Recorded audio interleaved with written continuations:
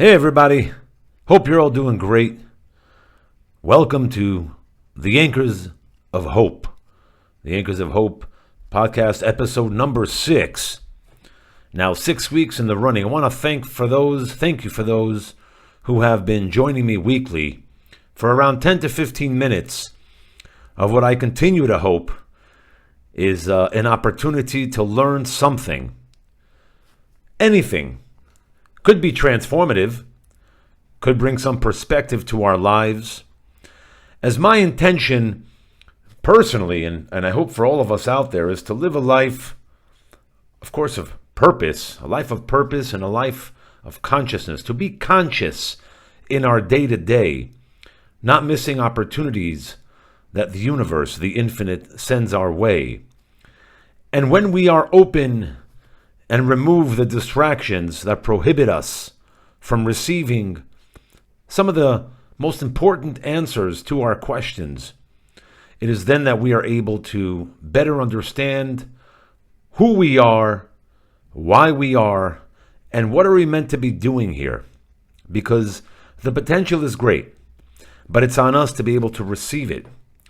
And with this episode, I want to touch on an important concept that I think we should all be considering in our day-to-day, and it has to do with the people we meet.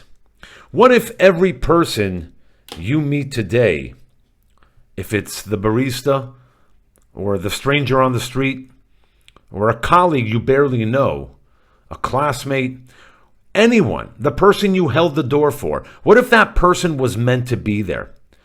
What if that person was some sort of an emissary? In Hebrew, we call it shaliach. Some sort of an emissary that somehow, call it God, call it the universe, call it coincidence, whatever it is, was meant to be there to help point you in a direction. I've had plenty of these instances where I've met people that have shed light on a question I had or pointed me in a direction that I wasn't even aware existed. It's so important to be open to the people we meet and the interactions we have. And it's through that interaction, sometimes it's a dialogue, that we learn. Because dialogue is educative. We do learn through conversation. And if we're even open to it, perhaps recognizing that the people we converse with, the people we meet anywhere throughout our day, may actually have a greater message to share with us.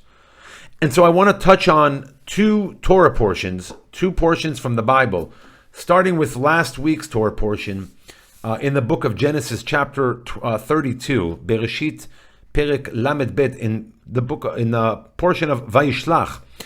And I talked about it in the last episode about the transformation that takes place, the transformation that Jacob has becoming Israel, and the reason behind it, and what Israel means. Ki sarita im Elohim ve'im anashim v'tochal, for you have struggled with God and humanity and have succeeded, as being the sort of the magic formula, the sweet sauce, the theological understanding of our presence in this world, engaging with, struggling with God and with humanity, asking tough questions, challenging the status quo, recognizing that there is something greater to life than just ourselves, and wanting to bring and carry that forth.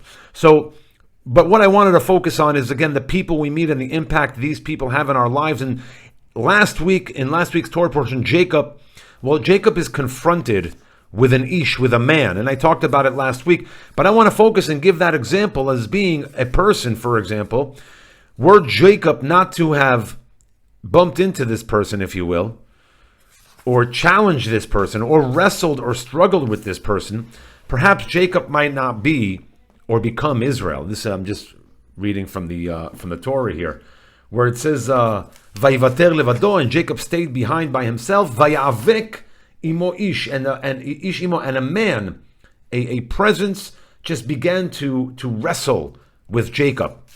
And were that instance not to take place, that scene of that struggle and wrestle, whether it was an actual man or a presence of God, or perhaps Jacob's subconscious, that acknowledgement of an interaction, of a struggle, may not have led to Jacob's transformation to becoming Israel. Fast forwarding to this week's Torah portion, Vayeshev, in chapter 37, and this is the story of Jacob's sons, specifically Joseph. In fact, it begins with Jacob's legacy being Joseph. And I want to fast forward to this part where Jacob's sons, right, the 12 tribes, they go out and they're tilling the field and they're with their cattle. And Jacob says to Joseph, where are your brothers? Why don't you go on and look for them? And so there is the scene that takes place. And Jacob goes out into the fields. And he's looking for his brothers. Trying to figure out where they are. And then this verse begins. It's chapter 37, verse 15. And it says, Vayimtsaehu ish vehine to'eh basadeh vayishal'ehu ha'ish lemor ma tevakesh. And this person, this ish, again, maybe it's the same ish that found Jacob out there in the middle of the night, but it's an ish. It's the same language being used. Ish means man. Perhaps it's a figure, a person. And this person, this figure, this ish, this man, this emissary or shaliach, finds Joseph in the fields, walking around, and he asks him, what are you looking for? And Joseph responds, Vayomer et achai anochi mevakesh, hagidana li efo hem ro'im. Joseph responds, I'm looking for my brothers. Can you please let me know, where did they go? Where are they shepherding the cattle? Where are they? Vayomer ha'ish nas'u mizeh ki shamati omrim nelecha dotanya. And so this ish, this person, points Joseph in this or that direction, and he says, they went that way, to Dotanya. They went to this place. And now the question is, and of course this ish vanishes right afterwards. We don't hear any more about this ish, as did this ish vanish following the wrestling with Jacob in last week's Torah portion. And so what happens when this interaction takes place? That encounter, that brief encounter, it wasn't a struggle overnight like what Jacob had. It was a brief encounter where Joseph asks if he saw his brothers, and the ish, this person, says, yeah, I saw them go that way. And that brief encounter sets everything in motion. Joseph finds his brothers. They sell him to slavery. You know, they didn't like him. They were jealous of him. He had these dreams. He thought of himself, etc. If you didn't know the story, read up on it. They sell him to slavery. Joseph ends up in Egypt. Following that, we know that the Israelites follow Jacob and all of his family, his flock, his sons, their families. They all come down because there was a famine in Canaan. So they go to Egypt. Following that, we have 400 years of slavery. We have the Exodus. We have the 10 Commandments. We have Passover, and we have the entire of the Jewish story, the entirety of it, as we know it today. What if Joseph never met this man? What if Joseph never what if he gave up searching? What if Joseph never met this man? What if he gave up searching? What if he decided to go home? He went around, he tried, he looked left and right, didn't see his brothers, like, you know what? I'm going home. But no. Joseph continued, and he had this brief interaction with this human being. It's so interesting to think about what such an encounter can cause. The ripple effect, you know, like that stone you throw in a pond. You throw that stone in a pond, and then you notice the ripple effect, the waves that come out of that impact. And here too, the person Joseph meets results in a historic ripple effect. In fact, the story of Exodus becomes a pillar, if not the pillar, of the Jewish narrative. The Exodus story becomes the story of Am Yisrael. We talk about it twice a day in our prayers. We repeat it, we recite it, we talk about it. It's part of our Kiddush on a Friday night. It's the mitzvah, if you will, on Passover to tell your son, your children, V'higadata lebincha, you should tell your children. And so I think it's something to learn about, something to think about.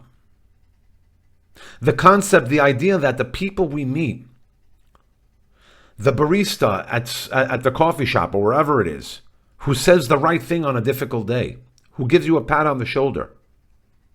The stranger who you might see along the way, who offers you direction, perhaps literally or maybe even metaphorically. Hey, how you doing today? Let me tell you, right? Some sort of support, direction. Maybe it's the person who introduces you to your spouse, to your wife, to your husband. Maybe it's an introduction to a job opportunity, or maybe it's an opportunity or an introduction to your calling. Perhaps you've been searching your entire life in a career, in a job that you know isn't for you, because you know who you are, you know what you're made of, and you're not happy about it. You know, your stomach, your intuition is telling you, I'm not in a good place. And then you have this interaction with someone who notices that about you, or a conversation. Perhaps you're sharing how you feel with that person, and then there's an introduction, an opportunity. So think about that for a moment. Who might have been your person today? Was there someone you spoke to recently, in the last month, year, or in life in general? Someone who redirected your path without even knowing it. Someone who made an introduction to a spouse, to a loved one, to a job opportunity, to considering moving this place or to that place. Who was that ish, that strange person that redirected your journey? And when were you perhaps that person for someone else? Did you ever find yourself in a situation where you served as call it a shliach, an emissary, in someone else's life? And what would you change if you lived today believing that every encounter was intentional? How would you change your lifestyle, your habits? Perhaps your interactions with your neighbors, with your colleagues, with your people at work, with the mailman or woman, with the people you see every day, or the people you've only seen once in a lifetime, and maybe you gave them a smile. Maybe you got up for someone in the subway or on the bus, or held the door for someone, and what that interaction might do for you. It's so important to be open to the universe in every which way and form, and specifically here to the people we meet. You see, we walk through life often thinking or feeling perhaps lost in the field. To'eh basadeh, like Joseph, who was lost in the field. We're wandering, we're searching, and then someone appears. Someone expected or perhaps unexpected, who points us towards where we need to go. Sometimes it's towards our family, our brothers, our sisters. Sometimes it's towards a difficult situation that becomes transformative.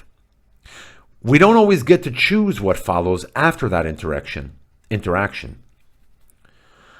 But we do get to choose whether we're paying attention when that instance, when that emissary, when that shaliach, when that person stands before us. So my hope is that we live life with full intention. We live life consciously.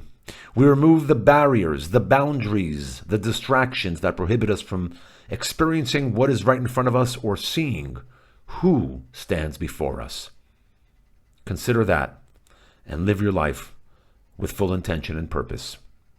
On that note, I want to thank everyone for joining me for this episode number 6. Consider sharing with your colleagues, with your friends, with your networks. Consider subscribing if you haven't to the Anchors of Hope on Spotify or on YouTube.